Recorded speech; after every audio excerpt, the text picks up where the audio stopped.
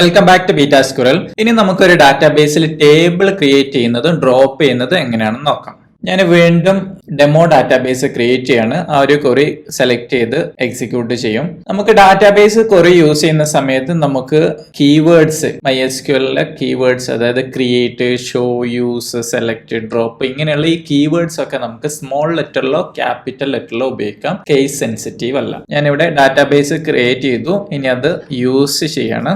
കൂടാതെ ഞാൻ എൻ്റെ ജിയോ ഇന്റർഫേസിൽ കൂടെ അത് ആഡ് ചെയ്ത് വെക്കാണ്. ഞാൻ കമാൻഡ് കെ കീ അല്ലെങ്കിൽ കൺട്രോൾ കെ കീ ഉപയോഗിച്ച് ഡാറ്റാബേസ് ഓപ്പൺ ചെയ്യാനുള്ള പ്രോംപ്റ്റിലേക്ക് വന്നു. അവിടെ ഡെമോ ഡാറ്റാബേസ് സെലക്ട് ചെയ്ത് ഓപ്പൺ കൊടുത്തിട്ടുണ്ട്. അങ്ങനെയാണെങ്കിൽ ലെഫ്റ്റ് സൈഡിൽ കൂടെ എനിക്ക് ജിയോ ഇന്റർഫേസിലൂടെ കാണാൻ പറ്റും. അവിടെ ടേബിൾസ് ഒന്നും, നിലവിൽ എനിക്ക് ടേബിൾസ് ഒന്നുമില്ല. അപ്പൊ ഇനി ടേബിൾസ് ക്രിയേറ്റ് ചെയ്യുന്നത് എങ്ങനെയാണെന്ന് നോക്കാം. ടേബിൾസ് ക്രിയേറ്റ് ചെയ്യാൻ വേണ്ടിയിട്ട് ക്രിയേറ്റ് ടേബിൾ എന്ന് പറയുന്ന ക്വറി ഉപയോഗിക്കാം. ക്രിയേറ്റ് ടേബിൾ സ്പേസ് ഇട്ടതിന് ശേഷം ടേബിളിന്റെ പേര് കൊടുക്കാം. നമ്മൾ ഡെമോ ഡാറ്റാബേസിൽ നമുക്ക് സ്റ്റുഡൻസിനാണ് സ്റ്റോർ ചെയ്യേണ്ടതെന്ന് വിചാരിക്കുക. അങ്ങനെയാണെങ്കിൽ നമ്മളുടെ ടേബിൾസിന്റെ പേരിൽ എപ്പോഴും ഒരു എസ് ഉണ്ടായിരിക്കണം, അല്ലെങ്കിൽ നമ്മൾ പ്ലൂറൽ ആയിരിക്കണം ടേബിളിന്റെ പേര്. ഓരോ ഒബ്ജക്റ്റും സ്റ്റോർ ചെയ്യുന്ന ഓരോ ടേബിളായിരിക്കും. സ്റ്റുഡന്റിനെ സ്റ്റോർ ചെയ്യാൻ വേണ്ടിയിട്ടുള്ള ടേബിളിന്റെ പേര് സ്റ്റുഡൻസ്, അല്ലെങ്കിൽ ടീച്ചേഴ്സിനാണെങ്കിൽ ടീച്ചേഴ്സ്. പ്രൊഡക്റ്റ് സ്റ്റോർ ചെയ്യാനുള്ള ടേബിൾ ആണ് പ്രൊഡക്ട്സ്. അങ്ങനെ ആയിരിക്കണം ടേബിളിന് നെയിം കൊടുക്കുന്നത്. അപ്പൊ നമ്മളിവിടെ സ്റ്റുഡൻസ് എന്ന് പറയുന്ന ടേബിൾ ക്രിയേറ്റ് ചെയ്യണം. സ്റ്റുഡൻസ്, അതിനുശേഷം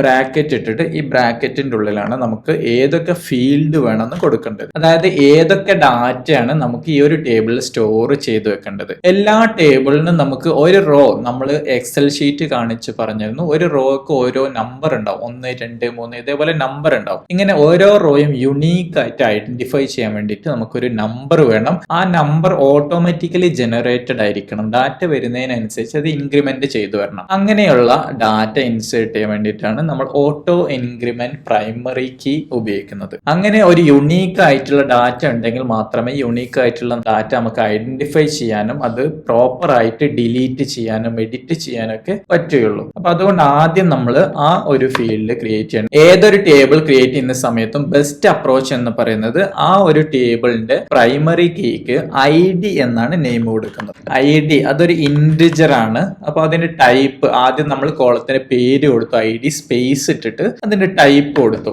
ടൈപ്പ് കൊടുത്തതിന് ശേഷം ഈ ഒരു ഫീൽഡ് ഒരിക്കലും നൾ ആവാൻ പാടില്ല, അതായത് എംപ്റ്റി ആവാൻ പാടില്ല എന്ന് പറയാൻ വേണ്ടിയിട്ട് നോട്ട് നൾ എന്നുകൂടെ കൊടുത്തു. Not space null. അതിനുശേഷം ഈ ഫീൽഡ് എപ്പോഴും ഓട്ടോ ഇൻക്രിമെന്റ് ആയി വരണം. ഓട്ടോമാറ്റിക്കലി 1, 2, 3 എന്നിങ്ങനെ ഇൻക്രിമെന്റ് ആയിട്ട് വരാൻ വേണ്ടിയിട്ട് ഓട്ടോ അണ്ടർസ്കോർ ഇൻക്രിമെന്റ് എന്നുകൂടെ കൊടുക്കുകയാണ്.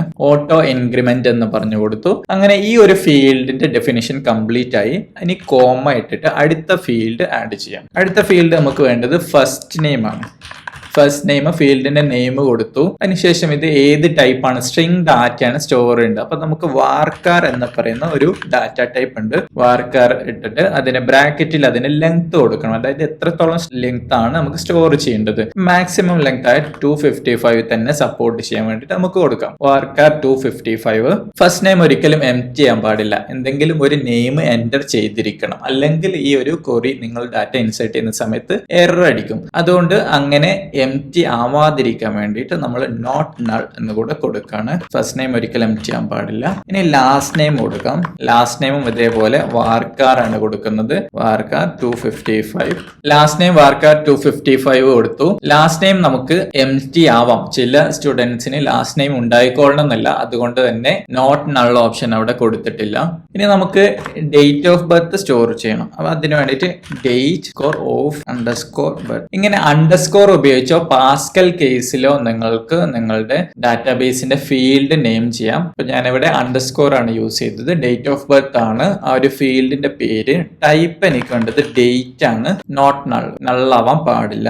ഇനി എനിക്ക് സ്റ്റുഡന്റിന്റെ മൊബൈൽ നമ്പർ സ്റ്റോർ ചെയ്യണം. അതിനുവേണ്ടി മൊബൈൽ എന്ന് പറയുന്ന ഒരു ഫീൽഡ് ആഡ് ചെയ്തു. അതിന്റെ ടൈപ്പ് നമ്മൾ വാർക്കാർ ആണ് കൊടുക്കുന്നത്. പക്ഷെ നമുക്ക് ലെങ്ത് 255 ക്യാരക്ടറിലുള്ള മൊബൈൽ നമ്പർ ഒരിക്കലും ഉണ്ടാവില്ല. മാക്സിമം നമ്മൾ കോഡ്, ഇന്റർനാഷണൽ കോഡ് ഒക്കെ യൂസ് ചെയ്യണമെങ്കിൽ ആണെങ്കിൽ പോലും മാക്സിമം 20 വരെ പോകും. അതുകൊണ്ട് മാക്സിമം ലെങ്ത് നമ്മൾ 20 എന്ന് കൊടുക്കാം. അല്ലെങ്കിൽ നമ്മൾ മാക്സിമം സ്പേസ് ആയ 255 അലോക്കേറ്റ് ചെയ്ത് കഴിഞ്ഞാൽ ഓരോ റോക്കും അത്രയ്ക്കും സ്പേസ് നമ്മൾ ഹാർഡ് ഡിസ്കിൽ യൂസ് ചെയ്യും. അതുകൊണ്ടാണ് മാക്സിമം നമ്മൾ എഫിഷ്യന്റ് ആയിട്ട് എങ്ങനെയാണോ ഡാറ്റ വരുന്നത് ആ ഒരു ലെങ്ത് മാത്രം റെസ്ട്രിക്ട് ചെയ്ത് കൊടുക്കാൻ ശ്രമിക്കുക. മൊബൈൽ വാർക്കാർ 20 കൊടുത്തു. ഡീഫോൾട്ട് നള്ളാണ് വേണ്ടത്. അതായത് നമ്മൾ എൻ്റർ ചെയ്തിട്ടില്ലെങ്കിൽ ആരും എൻ്റർ ചെയ്തിട്ടില്ലെങ്കിൽ നൾ വന്നാൽ മതി എന്നുള്ളത്. അപ്പൊ നൾ എന്ന് കൊടുത്തിട്ടുണ്ട്. ഇനി നമുക്ക് ഈ ഒരു സ്റ്റുഡന്റിന്റെ ജെൻഡർ സ്റ്റോർ ചെയ്യാൻ വേണ്ടിയിട്ട് ജെൻഡർ എന്ന് പറയുന്ന ഫീൽഡ് ആഡ് ചെയ്തു. അതിന്റെ ടൈപ്പ് നമ്മൾ ഈനം ആണ് കൊടുക്കുന്നത്. നമ്മൾ ഈനം കൊടുക്കുന്ന സമയത്ത് ഈനമിന്റെ ബ്രാക്കറ്റിൽ ഇട്ടിട്ട് എന്തൊക്കെയാണ് പോസിബിൾ ആയിട്ടുള്ള വാല്യൂസ് എന്നാണ് കൊടുക്കുന്നത്. നമ്മളിവിടെ മെയില് കോമ ഇട്ടിട്ട് അടുത്ത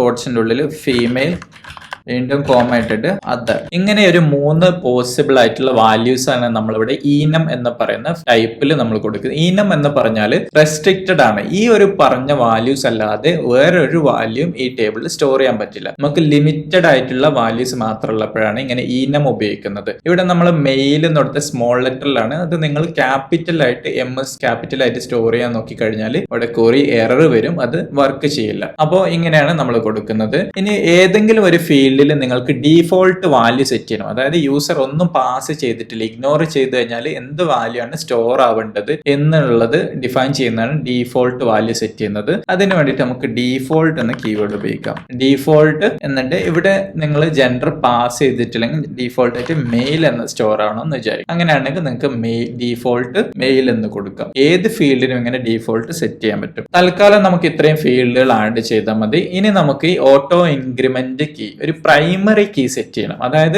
ഇപ്പൊ നമ്മൾ ഓട്ടോ ഇൻക്രിമെന്റ് ആയിട്ടുള്ള ID കീ സെറ്റ് ചെയ്തിട്ടുണ്ട്. പക്ഷെ ഏതൊരു ടേബിളും ഐഡന്റിഫൈ ചെയ്യാൻ വേണ്ടിയിട്ട് യുണീക്ക് ആയിട്ട് ആഡ് ചെയ്യുന്നത് ഏത് ഫീൽഡ് ഉപയോഗിച്ചാണ് എന്നുള്ളത് നമുക്ക് സെറ്റ് ചെയ്യണം. അതിന് വേണ്ടിയിട്ട് പ്രൈമറി കീ എന്ന് പറയുന്ന കമാൻഡ് യൂസ് ചെയ്യാം. പ്രൈമറി കീ അതിനുശേഷം ബ്രാക്കറ്റിൽ നമുക്ക് ഏതാണ് പ്രൈമറി കീ എന്നുള്ളത് കൊടുക്കാം. ID എല്ലാ ഫീൽഡ് ഡെഫിനിഷന് ശേഷം കോമ ആഡ് ചെയ്തിട്ടുണ്ട്. അവസാനം പ്രൈമറി കീ ID കൊടുത്ത് അവസാനം ഇവിടെ പ്രൈമറി കീ കൊടുത്തതിന് ശേഷം അവസാനം ഇവിടെ കോമ ആഡ് ചെയ്തിട്ടില്ല. അതിനുശേഷം ഞാൻ ഇവിടെ ഈ ഒരു ക്വറി സെലക്ട് ചെയ്ത് എക്സിക്യൂട്ട് ചെയ്യാണ്.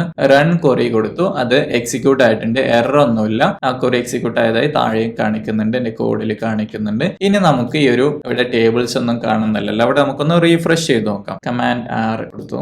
റീഫ്രഷ് ചെയ്ത് കഴിഞ്ഞപ്പോൾ എന്റെ ടേബിൾസ് അവിടെ വന്നിട്ടുണ്ട്. ടേബിൾസിൽ സ്റ്റുഡൻസ് എന്ന് പറയുന്ന ടേബിൾ അവിടെ വന്നു. നമ്മൾ കൊടുത്ത പോലെ തന്നെ ID, first name, last name, date of birth, mobile, gender ഇത്രയും ഡാറ്റ വന്നിട്ടുണ്ട്. അതിന്റെ സ്ട്രക്ചർ ഓപ്ഷൻ നോക്കിക്കഴിഞ്ഞാൽ നമ്മൾ കൊടുത്ത ഡീറ്റെയിൽസ് തന്നെയാണ് വന്നിട്ടുള്ളത്.